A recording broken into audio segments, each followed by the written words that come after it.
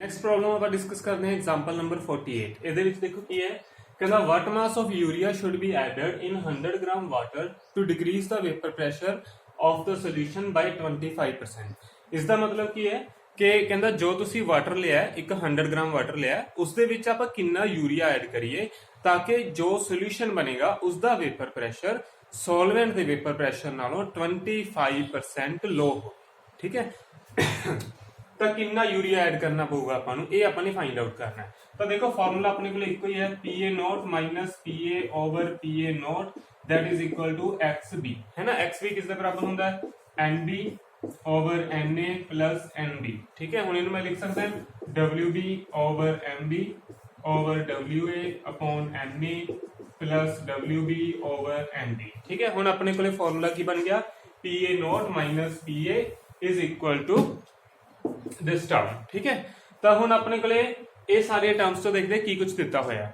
WB given mass of solute, given mass of solute तो अपन find out करना है कि कितना यूरिया आप ऐड करांगे, वो अपन ने फाइंड आउट करना है। ठीक है, मोलर मास यूरिया दा अपन पता 60 हुंदा, तुसीं कैलकुलेट कर सकते हो।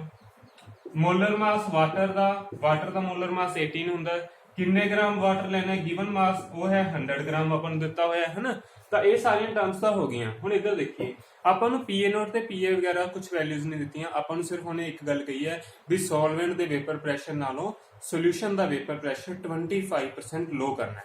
इसका मतलब सिंपल है कि अगर मैं सॉल्वेंट का वेपर प्रैशर 100 मान ला, 100 mm ऑफ मरकरी मान लो, ठीक है, तो सॉल्यूशन का वेपर प्रैशर इस तो 25% लो होएगा। 25% लो मतलब जिन्ना सॉल्वेंट का उस तो 25% लो।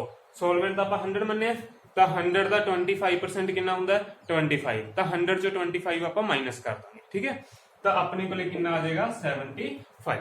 तो इसका मतलब जो सॉल्वेंट का वेपर प्रैशर सी उस नालों 25% अपने लो करता सॉल्यूशन का वेपर प्रैशर। ठीक है, तो सिंपली तुसी जिवें आपां बाकी न्यूमेरिकल्स दे विच भी कीता हैगा, कैमिकल काइनेटिक्स च भी कीता सी इस तरह कि अगर तुहानूं कोई टर्म परसेंटेज दी हुई है तो तुसी उसनूं इनिशियली 100 मान के चलो, है ना।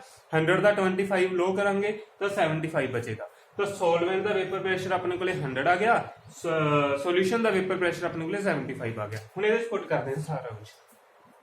PA0 कितना है 100 माइनस PA कितना है 75, 100 माइनस 75 ओवर PA0 मतलब 100 दैट इज इक्वल टू अब सारी वैल्यूज पुट करिए। WB फाइंड आउट करना है over molar mass 60 divide by WB WA कितना है 100 ओवर मोलर मास वाटर का 18 प्लस WB ओवर 60। ठीक है, तो हुण तुसीं ये सारा सॉल्व करना है। इन्हू सॉल्व करोगे ये बच जाएगा 100 माइनस 75 मतलब 25 ओवर 100 ते ये आ जाएगा 1/4। ठीक है, इन्हू सॉल्व करके तुहाडे कोल 1/4 आ जाएगा, that is equal to this solve. तो हुण तुसीं इसनू सॉल्व कर लियो, WB दी वैल्यू तुसीं फाइंड आउट करके मैनूं दस दिओ कितनी आ गई। ठीक है, चलो अच्छा ਇਹਦੇ ਚ ਇੱਕ ਹੋਰ ਸੈਕੰਡ ਪਾਰਟ ਵੀ ਹੈ, ਤਾਂ WB ਚਾਹੀਦਾ। WB ਦੀ ਜੋ ਵੈਲਿਊ ਹੈ ਉਹ ਤੁਹਾਡੇ ਕੋਲੇ 111 ਗ੍ਰਾਮ ਆਏਗੀ ਇਹ ਸਾਰਾ ਕੁਝ ਸੋਲਵ ਕਰਕੇ। ਠੀਕ ਹੈ, ਚੈੱਕ ਕਰ ਲਿਓ ਵੀ ਇੰਨੀ ਆਉਂਦੀ ਹੈ ਕਿ ਨਹੀਂ। ਹੁਣ ਇਹਦੇ ਵਿੱਚ ਇਹਨੇ ਇੱਕ ਪਾਰਟ ਹੋਰ ਪੁੱਛਿਆ ਆਪਾਂ ਨੂੰ, ਇਹ ਕਹਿੰਦਾ what will be the molality of the solution। ਤਾਂ ਜੋ ਸੋਲੂਸ਼ਨ ਤੁਹਾਡੇ ਕੋਲੇ ਬਣਿਆ ਉਸ ਦੀ molality ਕਿੰਨੀ ਹੋਏਗੀ ਇਹ ਵੀ ਫਾਈਂਡ ਆਊਟ ਕਰਨਾ ਹੈ। ਹੁਣ molality ਦਾ ਫਾਰਮੂਲਾ ਕੀ ਹੁੰਦਾ, molality is equal to number of moles of solute over mass of solvent, ठीक है, इनटू 1000। तो हुण देखो number of moles of solute दे नंबर ऑफ मोल्स किवें कढांगे आपां, number of moles is equal to WB over MB। WB given mass of solute, given mass हुण आपां कैलकुलेट कर लिया कितना है 111 gram and molar mass of solute कितना हुंदा अपने कोले 60। ठीक है, तो हुण तुसीं इस नूं सॉल्व कर लियो ਤਾਂ ਨੰਬਰ ਆਫ ਮੋਲਸ ਆ ਜਾਣਗੇ ਤੁਹਾਡੇ ਕੋਲੇ, ਹੈ ਨਾ। ਇਸ ਦੀ ਯੂਨਿਟ ਐਂਡ ਤੇ ਕੀ ਬਚੇਗੀ ਮੋਲ। ਯੂਨਿਟਸ ਨੂੰ ਤੁਸੀਂ ਕਰ ਚੁੱਕੇ ਹੋ ਸਾਰੀ ਕੈਲਕੂਲੇਟ, ਹੈ ਨਾ। ਤਾਂ ਇਸ ਨੂੰ ਸੋਲਵ ਕਰ ਲਿਓ, ਜਿੰਨਾ ਵੀ ਆਏਗਾ ਇੱਥੇ ਪੁੱਟ ਕਰ ਦਿਓ। ਨੰਬਰ ਆਫ ਮੋਲਸ ਆ ਗਏ ਆਪਣੇ ਕੋਲੇ 111/60 ਡਿਵਾਈਡ ਬਾਈ ਮਾਸ ਆਫ ਸੋਲਵੈਂਟ। ਸੋਲਵੈਂਟ ਦਾ ਮਾਸ ਕਿੰਨਾ ਮਾਸ ਲਿਆ ਆਪਾਂ ਨੇ ਸੋਲਵੈਂਟ ਦਾ 100 ਗ੍ਰਾਮ ਇਨਟੂ 1000। ਤਾਂ ਹੁਣ ਸਿੰਪਲ ਹੈਗਾ, ਇਸ ਨੂੰ ਸੋਲਵ ਕਰੋ ਤੁਹਾਡੇ ਕੋਲੇ ਮੋਲੈਲਿਟੀ ਵੀ ਆ ਜਾਏਗੀ। ਹਾਂਜੀ, ਨੈਕਸਟ ਪ੍ਰੋਬਲਮ ਹੈ 59 ਨੰਬਰ, ਹੈ ਨਾ। ਤਾਂ 59 ਦੇ ਵਿੱਚ ਕੀ ਹੈ, ਕਹਿੰਦਾ 10% solution of sucrose in water has freezing point 269.15 kelvin. Sucrose ਦਾ ਇੱਕ ਸੋਲੂਸ਼ਨ ਹੈ ਜਿਸ ਦਾ फ्रीजिंग पॉइंट है 269.15 केल्विन। ठीक है, ਤੇ ਕਹਿੰਦਾ calculate the freezing point of 10% glucose in water. ਤਾਂ ਸੁਕਰੋਜ਼ ਦੇ ਸੋਲੂਸ਼ਨ ਦਾ ਜੋ ਫਰੀਜ਼ਿੰਗ ਪੁਆਇੰਟ ਹੈ ਉਹ ਆਪਾਂ ਨੂੰ ਗਿਵਨ ਹੈ, ਤੇ ਜੋ ਗਲੂਕੋਜ਼ ਦਾ ਸੋਲੂਸ਼ਨ ਹੈ ਉਸ ਦਾ ਫਰੀਜ਼ਿੰਗ ਪੁਆਇੰਟ ਆਪਾਂ ਨੇ ਫਾਈਂਡ ਆਊਟ ਕਰਨਾ। ਠੀਕ ਹੈ, ਦਿੱਤਾ ਕੀ ਕੁਝ ਪਿਆ, ਫਰੀਜ਼ਿੰਗ ਪੁਆਇੰਟ ਆਫ ਵਾਟਰ ਦਿੱਤਾ ਹੋਇਆ 273, ਆਪਾਂ ਨੂੰ ਪਤਾ ਹੀ ਹੈ। ਮੋਲਰ ਮਾਸ ਸੁਕਰੋਜ਼ ਦਾ 342 ਤੇ ਮੋਲਰ ਮਾਸ ਗਲੂਕੋਜ਼ ਦਾ 180 ਗ੍ਰਾਮ, ਇਹ ਸਭ ਕੁਝ ਗਿਵਨ ਹੈ। ਤਾਂ ਹੁਣ ਦੇਖੋ ਕਿਵੇਂ ਕਰਾਂਗੇ। अपने को फ्रीजिंग पॉइंट का जो फॉर्मूला होता है डिप्रेशन फ्रीजिंग पॉइंट का, that is equal to TF not minus TF, है ना। तो ये सारा कुछ मैं लगा रहे हैं ग्लूकोज के ऊपर। Depression freezing point of glucose is equal to freezing point of the pure water, ठीक है, minus freezing point of the glucose. तो हुण आपां ने फ्रीजिंग पॉइंट ऑफ ग्लूकोज ये आपां ने फाइंड आउट करना। ठीक है, तो मैं इन्हू लिख लेना TF that is equal to delta TF minus sorry TF is equal to TF not minus delta TF, ये अपने को फॉर्मूला बन गया। तो हुण TF नॉट है फ्रीजिंग पॉइंट ऑफ वाटर, वो तो अपन दिता ही होया 273 हुंदा है ना। तो ये चीज तो अपने को है माइनस डेल्टा TF अपने को नहीं है। तो depression in freezing point for the glucose upon find out करना पेगा पहला। ठीक है, काफी लेंथी न्यूमेरिकल है, ध्यान नाल देखो। तो हुण आ जाओ पहला आप डिप्रेशन फ्रीजिंग पॉइंट कैलकुलेट करिए फॉर ग्लूकोज। तो डेल्टा TF ये सब कुछ मैं हले ग्लूकोज के ऊपर लगा रहे हैं। ठीक है, सुक्रोज का हले आपां नूं मैं उस ते कुछ नहीं लगा रहा, सिर्फ ग्लूकोज ते काम कर रहे हैं आपां। तो delta TF is equal to KF into M हुंदा है। M मोलैलिटी का फॉर्मूला की हुंदा है number of moles of solute over mass of solvent into 1000। ठीक है, यही हुंदा है। हुण नंबर ऑफ मोल्स का फॉर्मूला की हुंदा है number of moles is equal to given mass of solute over molar mass of solute. हुण ये अपने को डेल्टा TF का फॉर्मूला बन गया, तो इसनों अपने सॉल्व करना है तो डेल्टा TF फाइंड आउट करना है। हुण देखते हैं कि अपने को सारे टर्म्स है डेल्टा TF फाइंड आउट करने लिए कि हले भी कोई कमी है। तो सब तो पहला डेल्टा TF अपने फाइंड आउट करना है। ठीक है, KF अपन दिता है, KF अपन नहीं दिता, लो KF वाले अपन नहीं पता। ठीक है, WB given mass of solute कितना लेना है, गिवन मास ये भी अपन नहीं दिता, मोलर मास वगैरह चलो अपन दिता होया है ना। हुण अपन गिवन मास ना तो सोल्यूट का दिता है ना ही गिवन मास अपन सॉल्वेंट का दिता, सब कुछ अपन फाइंड आउट करना पड़ेगा। मैं कहना काफी लेंथी जाएगा। तो हुण पहला आप ग्लूकोज देखिए, ग्लूकोज कितना बनाना है 10% ग्लूकोज। 10% ग्लूकोज का मतलब की हुंदा है सारा सोल्यूशन तुहाडा इस जिन्ने भी न्यूमेरिकल तुसीं कीते हैं सोल्यूशन दे विच बहुत सारे न्यूमेरिकल इस दे विच आ जाणगे। 10% ग्लूकोज का मतलब की हुंदा है 10 gram glucose in 100 gram solution. ठीक है, याद रखियो 10 gram glucose in 100 gram solution हुंदा है, सॉल्वेंट नहीं। तो 10 ग्राम इन 100 ग्राम, तो 10 ग्राम का हो गया मास ऑफ सोल्यूट WB। ठीक है, it is the mass of solution. तो हुण आपां सॉल्वेंट का मास करना है, सॉल्वेंट का मास WA किवें फाइंड आउट करांगे आपां, सोल्यूशन माइनस सोल्यूट, सोल्यूशन है 100 माइनस सोल्यूट है 10, तो सॉल्वेंट कितना आ गया 90 ग्राम। तो WB तुहाडे कोले आ गया 10 ग्राम, WA तुहाडे कोले आ गया 90 gram. Molar mass of solute MB glucose का मोलर मास 180 ये अपने कोले है। ठीक है, 1000 भी है। हुण अपने कोले ये सारी टर्म्स आ गई, सिर्फ KF रह गया। हुण आपां नूं KF चाहिए, KF इस तरीके नाल नहीं मिलेगा। KF फाइंड किवें करांगे, देखो KF फाइंड आउट करने के लिए आपां नूं सुक्रोज वाले सोल्यूशन नूं सॉल्व करना पऊगा। ठीक है, देखो किवें करांगे, इधर कर लेंगे आपां। चलो मैं इनू एक साइड पे लिख देने हैं। ठीक है, जो TF है that is equal to TF not minus delta TF। ठीक है, ये अपना लास्ट है जिथे आपां पहुंचना। तो हुण आपां सुक्रोज के सोल्यूशन के उत्ते काम करिए। हाँ जी, सुक्रोज का सोल्यूशन भी आपां नूं 10% ही दिता पिया। तो 10% सुक्रोज का मतलब की है कि 10 ग्राम सुक्रोज है इन 100 ग्राम सोल्यूशन।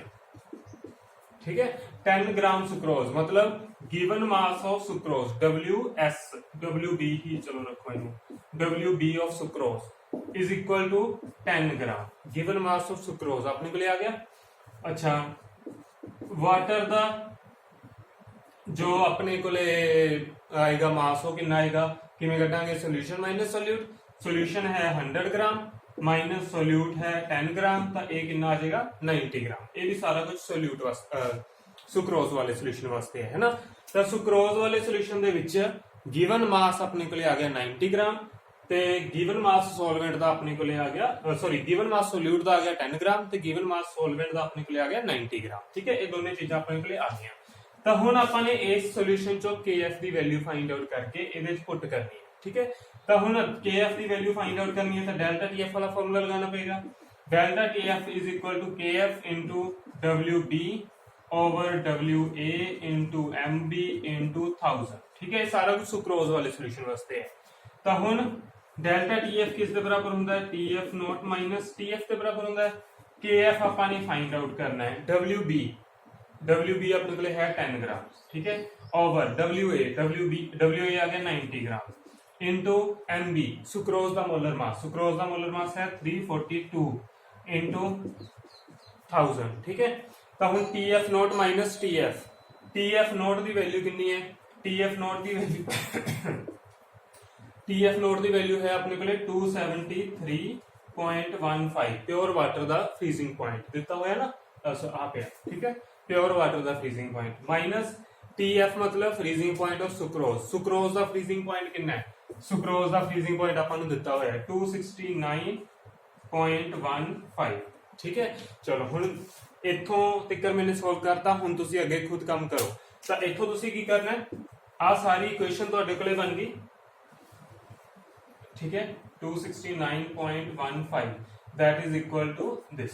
तो हुण 273.15 minus 269.15 that is equal to this term. तो हुण तुसी इसनू सॉल्व करो, KF दी वैल्यू फाइंड आउट करो। जिन्ना भी KF तुहाडे कोले आ जाएगा उन्होंने ग्लूकोज वाले सोल्यूशन दे विच पुट कर दो। ठीक है, ग्लूकोज वाले सोल्यूशन च बाकी सारी टर्म्स अपने कोले है, सिर्फ KF दी कमी सी, KF आ गया, इस च पुट कर दो। ठीक है, फिर तुहाडे कोले डेल्टा TF दी वैल्यू आ जाएगी।